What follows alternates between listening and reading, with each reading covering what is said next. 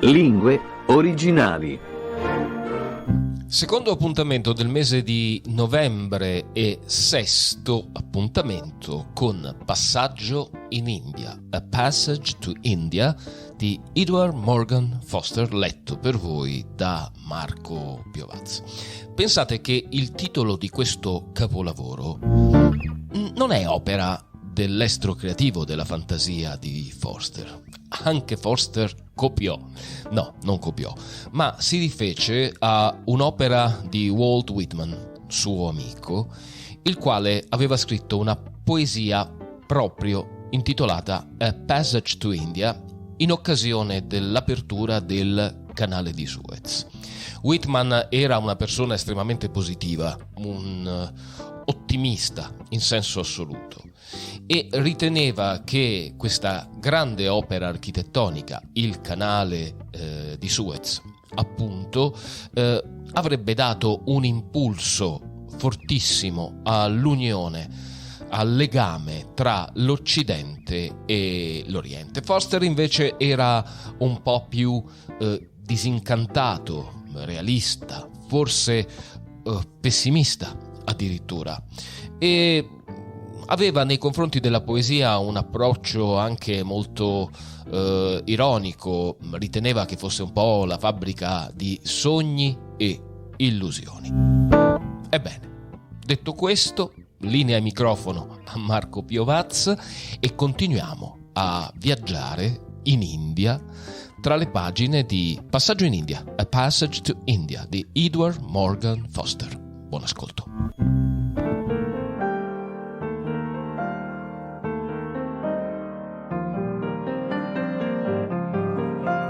The bridge party was not a success. At least, it was not what Mrs. Moore and Miss Quested were accustomed to consider a successful party. They arrived early, since it was given in their honour, but most of the Indian guests had arrived even earlier and stood massed at the further side of the tennis lawns, doing nothing. "It is only just 5, said Mrs. Sturton. "My husband will be up from his office in a moment and start the thing. I have no idea what we have to do. It's the first time we've ever given a party like this at the club. Mr. Hislop, when I'm dead and gone, will you give parties like this? It's enough to make the old type of Burra Sahib turns in his grave." Ronnie laughed deferentially. "You wanted something not picturesque, and we've provided it," he remarked to Miss Quested. "What do you think of the Iron Brother in a toppy and spats?" Neither she nor his mother answered.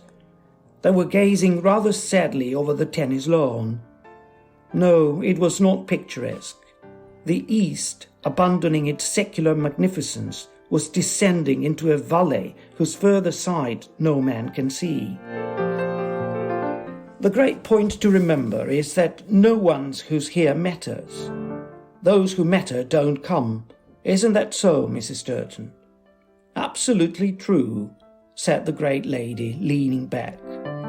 She was saving herself up, as she called it, not for anything that would happen that afternoon or even that week, but for some vague future occasion when a high official might come along and tax her social strength. Most of her public appearances were marked by this air of reserve. "To work, Mary, to work," cried the collector, touching his wife on the shoulder with a switch. Mrs. Sturton got up awkwardly. "What do you want me to do? Oh, those Purdah women, I never thought any would come. Oh, dear." A little group of Indian ladies had been gathering in a third quarter of the grounds, near a rustic summer house, in which the more timid of them had already taken refuge. The rest stood with their backs to the company, and the faces pressed into a bank of shrubs. At a little distance stood the male relatives, watching the venture. The sight was significant, an island bared by the turning tide and bound to grow. I consider they ought to come over to me. Come along, Mary, get it over. I refuse to shake hands with any of the men unless it has to be the Nawab Bahadur. Whom do we have so far? He glanced along the line. Much as one expected. We know why he's here. I think over that contract. And he wants to get the right side of me for Mohuram. And he's the astrologer who wants to dodge the municipal building regulations.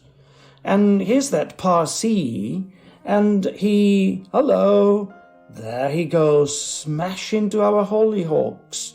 Pulled the left rein when he meant the right. All as usual. They ought never to have been allowed to drive in. It's so bad for them, said Mrs. Sturton, who had at last begun her progress to the summer house, accompanied by Mrs. Moore, Miss Quested, and a terrier. Why they come at all, I don't know. They hate it as much as we do. Talk to Mrs. McBride. Her husband made her give purdah parties until she's struck. This isn't a purdah party, corrected Miss Quested. Oh, really? Was the haughty rejoinder. Do kindly tell us who these ladies are, asked Mrs. Moore. You are superior to them, anyway. Don't forget that.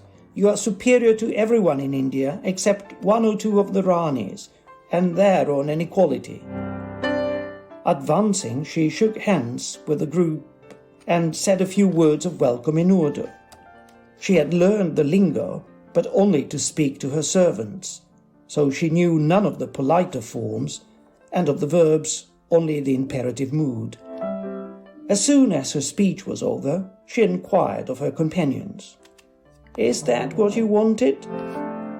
Please tell these ladies that I wish we could speak the language, but we have only just come to their country. Perhaps we speak yours a little, one of the ladies said. Why, fancy, she understands, said Mrs. Sturton. Eastbourne, Piccadilly, Hyde Park Corner, said another of the ladies. Oh, yes, they're English-speaking. But now we can talk. How delightful, cried Adela, her face lighting up.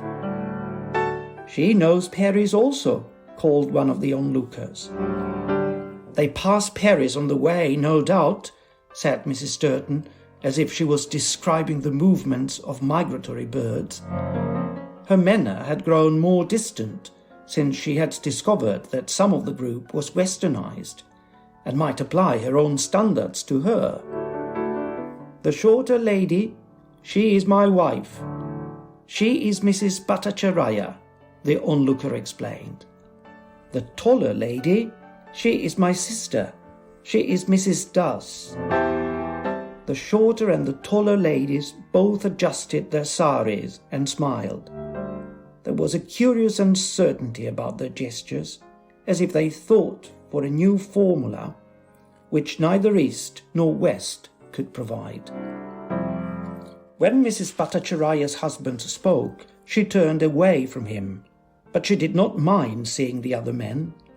Indeed, all the ladies were uncertain, cowering, recovering, giggling, making tiny gestures of atonement or despair at all that was said, and alternately fondling the terrier or shrinking from him. Miss Quested now had her desired opportunity. Friendly Indians were before her, and she tried to make them talk, but she failed. She strove in vain against the echoing walls of their civility. Whatever she said produced a murmur of deprecation, veering into a murmur of concern when she dropped her pocket handkerchief. She tried doing nothing to see what that produced, and they too did nothing. Mrs. Moore was equally unsuccessful. Mrs. Sturton waited for them with a detached expression. She had known what nonsense it all was from the first.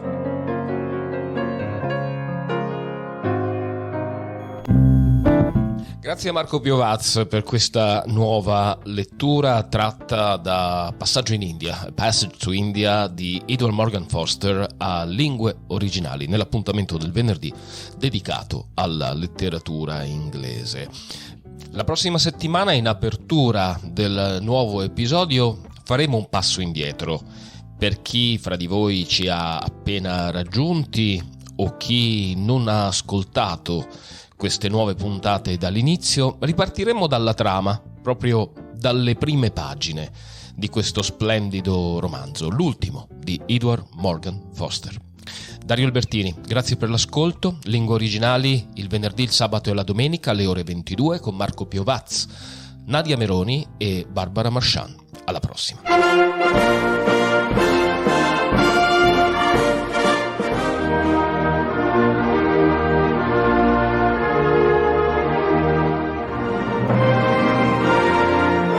Lingue Originali.